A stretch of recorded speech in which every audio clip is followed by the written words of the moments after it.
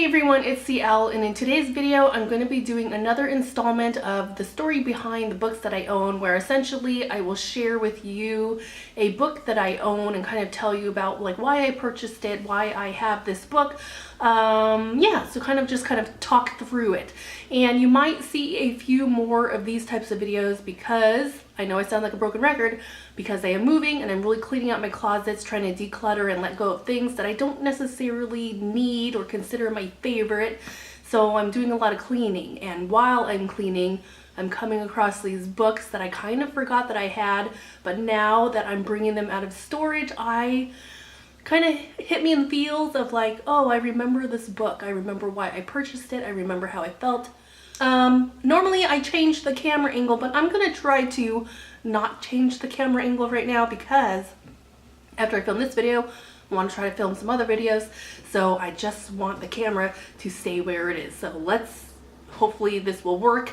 Let's go ahead and get into the books. So I think I mentioned this in one of my other videos, but if I could choose a talent to have, I wish that I knew how to draw. I just think it's like the most beautiful talent you can have, and I watch a lot of how to draw videos. So for people who wish they could draw but can't, one of the things that they have a lot of, like myself, are like these how to draw books.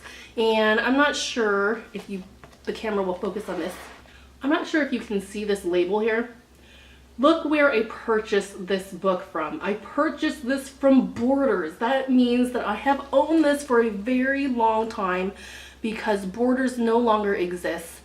So yeah, so as far as drawing books go, I will probably let this one go and donate it because I now am more into like watching drawing tutorials and having someone talk me through the process. So as far as my drawing books, other than the ones from Mark Curley, I am probably going to end up donating them. But I think it's kind of funny looking back at how many how to draw books I have, and I still can't draw, you know? So the other type of book that I tend to have a lot of are quote books. I actually really love quotes to this day. I still research and look up motivational quotes online, inspirational quotes. I really like quotes. Like there could be like one little phrase that will change like my outlook of how I'm going into the day. Maybe I woke up in a bad mood, I read a quote and I start to feel better and more optimistic when it comes to handling the day. And like this one here is another one that I have. This one is Reader's Digest, Treasury of Wit and Wisdom, 4,000 of the funniest, cleverest, and most insightful things ever said. As far as these books here, as far as my quote books, I will probably still keep all of these, no matter how many I have. I probably have more than 6 or 7. I will probably keep all of them only because I am very much a quote person. I like reading through my book of quotes. I like looking at quotes online. I am just a quote person. So I repeated myself a lot, but you get the gist of it. And I'm kind of curious if you're a quote person, leave me your favorite quote down below in the comments. So the next book I will share with you, this is something that I have been into ever since I was a young child. I was just born with this interest, I guess. And that is like meditation, things around Buddhism, being Zen and all that sort of thing, having like a peaceful mind, body, and soul. So this is one of the books that I found in my closet, which is called Zen Mind, Beginner's Mind, Informal Talks on Zen Meditation and Practice. I was, at one point in my life, I was very much into meditation, where I would meditate every day. I had like a meditation journal where I would jot down my experiences. And that is something that honestly, now that I found this book, it's like a reminder that I should get back into it, should get back into meditating at least 5 minutes every day. Because, especially for myself, I feel so incredibly stressed and anxious right now because so much is happening in such a short period of time. Meditation could probably do me some good. So yes, I'm very much into like the mind, body, soul, and kind of finding your inner peace, as cliche as that sounds. So the next book that I have, I kind of think it's funny because it's this book here, Personalize Your Feng Shui. You know what? I am all about Feng Shui, but as far as my home, I probably do not have a very good Feng Shui home. So yeah, this, I like the theory behind it, but putting it in practice is difficult, especially when you have limited space, but then at the same time, you can attribute that maybe that means you have too much things, and these are just material things, so you should let them go. So it's these types of books that really make me reflect on like my home, and should I have less things? Should I have more of a Feng Shui home? Is that why a lot of days might be negative, because the negative energy is flowing through the home because it's not Feng Shuied? I don't know. But for now, I do have this book, and I probably should read it. Maybe the next place we move into, maybe I can try to incorporate some Feng Shui and see if I will have a better year. And I shouldn't say that, because so far my year is going decent. So in the next place we live, if I do decide to Feng Shui it, I hope that it will be even better, that the year will treat me even better, but we shall see. All right, and the next handful of books, I found these in the closet, and it reminded me how into these types of books I used to be. And those are books like these, like this one here is like, this says mathematics, but what these are is like logic books. This one is logic puzzles, and this one is whodunits. I'm really into these types of books where you have to like exercise your brain. They will give you like a math problem, not like algebra or anything. It will be like a word problem with like a story, and you kind of have to figure out what the answer is. The answers, of course, are given to you in the back of the book, but it really forces you to exercise your mind. For a very, very long time, I would say before college, whatever age I was before college, I was very much into like logic books, logic puzzles. I liked puzzles, like these whodunits here. Look, I still have the price on this. This is probably like 15 years old, and I still have the price on it. But like whodunits, it will give you like a mystery story, and given the clues of the story, you have to see who committed the crime in the end. I like these types of books, and what's kind of cool is that now that I have found these books again, I don't remember any of them. I was flipping through, and I don't remember any of like the whodunits. I don't remember any of the math problems. So I think I will keep these and kind of go through them again, because I was reading through a few handfuls of them, just kind of remember what they were all about, and they are so fun. I kind of miss that. That's one thing when you grow into being an adult. Now, when you become an adult and have more responsibilities, you kind of forget these small things that make you happy. Like, I really like logic puzzles. It made me really happy to work on those logic puzzles for like an hour or two, or even half a day.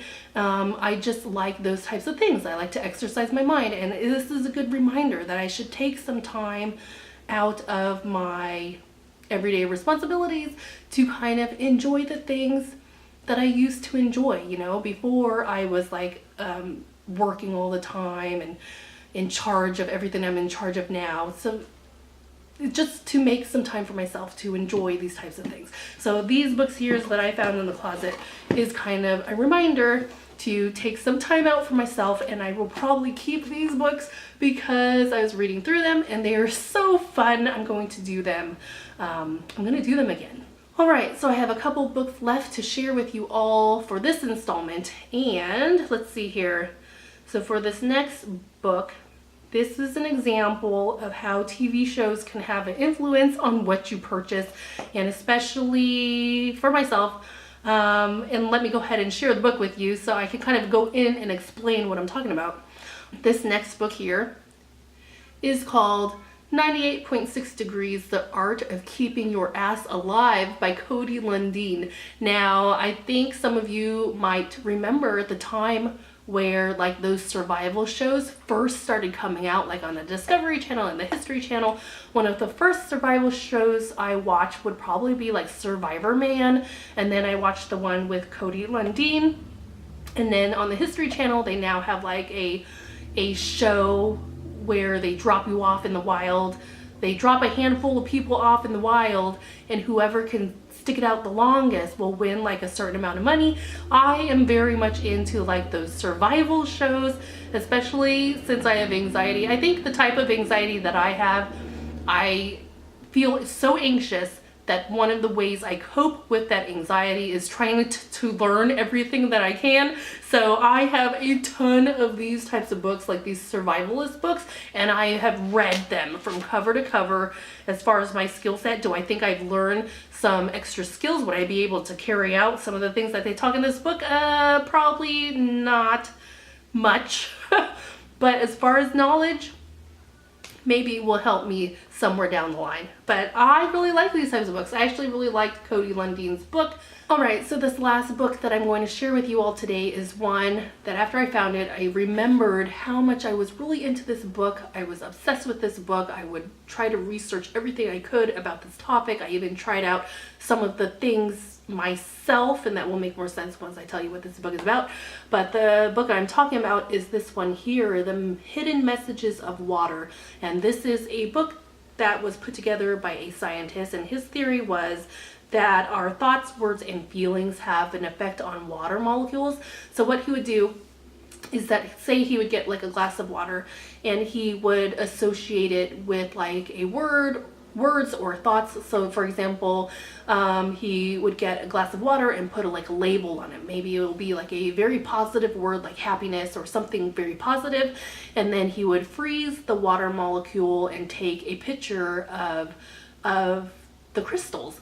And then he noticed that like when you associate the water with like positive thoughts and words, that the crystals when frozen would turn out like really beautiful, like they were very geometric and perfect. And you really notice a difference in comparison to when you associate the water to really negative words like murder. You know, when he did one, when he would associate a glass of water with like something very negative like murder, when he would freeze it and take a picture of the molecules, those came out very uneven and jagged, and honestly they look really scary.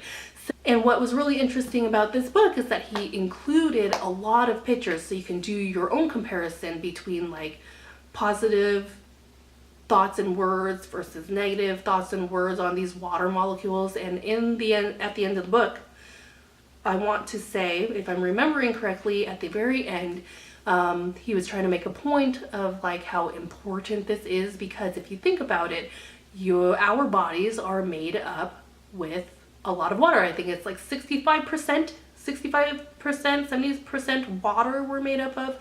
So if that is the case, you can see how like when we are associating negative feelings, how easily we are impacted by like negative thoughts, negative feelings. And I'm probably not explaining that very well, but one of the things that I tried when I first read this book is like I would label all my water bottles. I would label them with like positive words. I think at one point I even like wrote it on a piece of tape and like put it on my body, like, so you know, as if I was the container and I was trying to put a positive word out there to my water molecules. I have no idea. I don't remember whether or not anything came of that. If anything, maybe a positive placebo effect. But this is one of the books that I thought was incredibly fascinating, and you know what, I'm probably going to read it again. Maybe I'll do it today because it's a very short book. So yeah. Alright, so that's the end of this installment of the story behind the books that I own. There might very well be more to come because I am doing a lot of cleaning. So other than that, thank you for watching, and I will see you later.